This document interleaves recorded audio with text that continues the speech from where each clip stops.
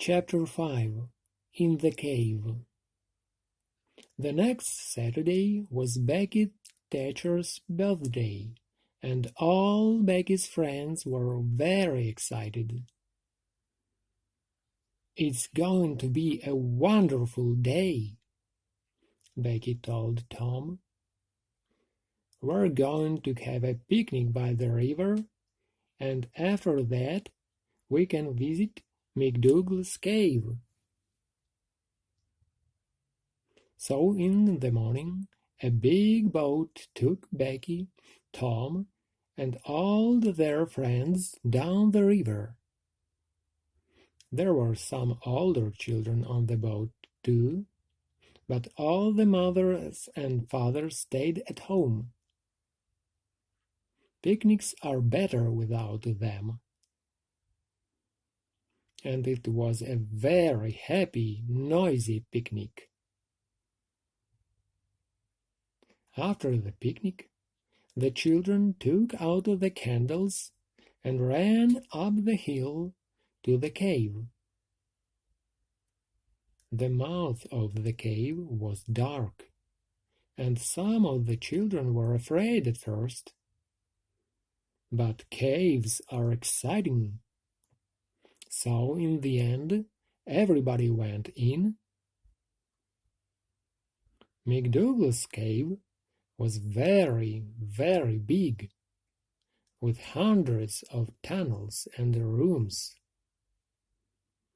The tunnels went up, down, and into the hill for miles. You can walk for days in McDougall's cave. Nobody knew all the cave, but many people knew the tunnels near the door. You could play all day in these tunnels. Tom, of course, knew them well. For hours the children walked and ran through the cave, up and down the tunnels, in and out of the rooms. In the evening they came out and walked down the hill to the boat, tired but happy. When the boat arrived back in St. Petersburg, it was dark. Huck Finn saw the boat, but he did not know about the picnic. He did not go to birthday picnics, of course, because the mothers of St. Petersburg not like him. But tonight, Huck was only interested in treasure. Injun Joe's treasure. Injun Joe was in an old building by the river, and Huck waited in the street near the building. Perhaps, he thought, Injun Joe's cross isn't there, and the box of money. I must wait and watch. I can tell Tom about it tomorrow. But Injun Joe didn't come out. At midnight it began to rain, and Huck waited all night in the cold street. In the morning he could not move, and he would not speak. He felt cold, then hot, then cold, then hot again. Mrs. Douglas, a woman from the church, found him in the street. She took him to her home and put him to her bed, and there he stayed for 2 weeks. He was very ill, and so he did not hear about Tom and Becky. But on Sunday morning, all St. Petersburg knew about Tom and Becky, because they were not on the boat. when he came back to the village. Where were they? Were they lost in the cave? And were they alive or dead?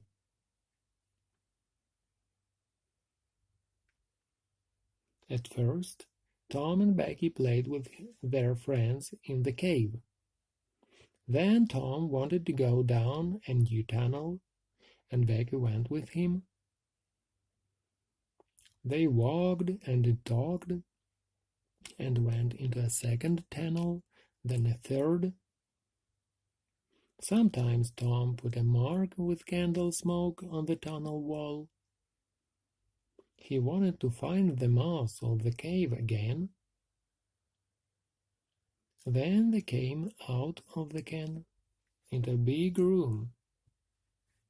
There were hundreds of beds in this room, and the candles woke them up.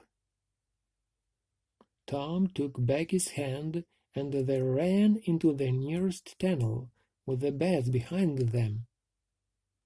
But one bed hit Becky's candle, and it went out. The children ran and ran through the tunnels, and at last they got away from the beds. They stopped and sat down. Suddenly, it was very, very quiet. "Where are we now, Tom?" Becky whispered, afraid. "I don't know," said Tom. "I think it's time to go back. But we can't go through that big room because of the beds. Let's go down this tunnel." They went down one tunnel, then a second, a third, a fourth. Then they wanted to find the big room with beds again, but they couldn't. Becky began to cry. "Tom, we can't get out. We're lost, Tom. We're lost." They walked and walked. When they were tired, they sat down. Then they got up and walked again. Time went by. Was it day or night? They didn't know. Then Tom wanted to find water. They had nothing to eat, and they must have something to drink. They found a very small river and sat down next to it. "Becky," said Tom, "we must stay here, near this river. This is our last candle, and—" He did not finish, but Becky understood. "Tom?" "Yes, Becky?" "Are they going to come look at us?" "Of course, when the boat gets to St. Petersburg." "But how can they find us in these hundreds of tunnels?" "Oh, Tom, Tom, we're going to die in here." Becky began to cry again. Then the candle went out, and the two children were in the dark. They sat for hours and hours. They slept a little, then woke up, then slept again. Was it Sunday now? Or Monday? Suddenly, Tom sat up. "Listen, somebody's calling." The two children listened. They heard it again, a little nearer. They called back. Then they began to walk down the tunnel in the dark, with their hands up the wall. They stopped and listened again, but now they couldn't hear anything. Slowly, they went back to their river. They slept again and woke up very, very hungry. Perhaps it's Tuesday now, Tom thought. What can I do? I must do something. Then he had an idea. Becky, listen. I've got a long string in my pocket. I can go down some of the small tunnels and get back to you with the string. You wait here. Slowly and carefully, Tom went down the first tunnel on his hands and knees. Then the tunnel wall on his right finished, and there was nothing. Tom put out his hand to feel the floor, and just then, away to his right, he saw a hand with a candle. At once Tom called out. "Help!" he cried. The hand moved, and Tom saw an arm and a face. It was Injun Joe. Tom was very afraid, but Injun Joe was afraid too, and he quickly ran away down the tunnel. Tom went back to Becky, but he did not tell her about the Injun Joe. Tom waited for an hour, then went into a different tunnel with his string, then a third tunnel. It was Tuesday evening, and St. Petersburg waited. Many of the villagers were in the cave, and they looked for the children day and night. But they heard nothing, saw nothing, and found nothing. Then, later that evening, there was a sudden noise in the streets.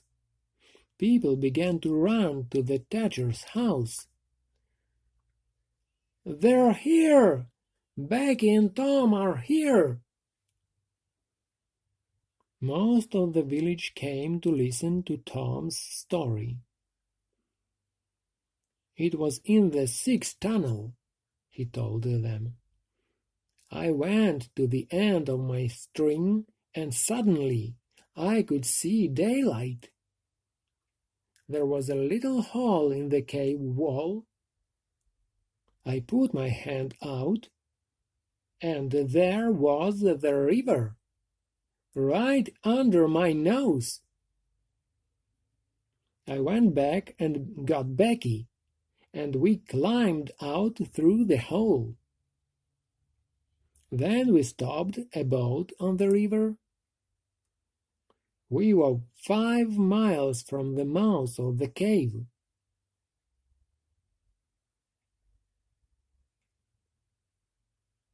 Tom was very tired after his 3 days in the cave, and he went to bed and stayed there for 2 days. He heard about Huck and went to see him on Sunday, and then every day. But Mrs. Douglas was always in the room. "You can just say hello," she told Tom, "and then you must go. Huck is very ill, and he needs to sleep." So Tom could not talk about anything exciting, and he could not tell Huck about Injun Joe. One day, about 2 weeks after the picnic, Tom was in Becky's house, and her father came in. "Well, Tom," Mr. Thatcher said, "would you like to go back to the cave again one day?" "I'm not afraid of that cave," said Tom. Mr. Thatcher laughed. There are a lot of people like you, Tom, but nobody's going into that cave again. There are big doors across the cave mouth now, and nobody can open them." Tom's face went white. "But, Mr. Thatcher, Injun Joe's in that cave." An hour later, 50 men were at the cave, and they opened the doors. Injun Joe was on the ground, dead, his face to the door and his knife in his hand.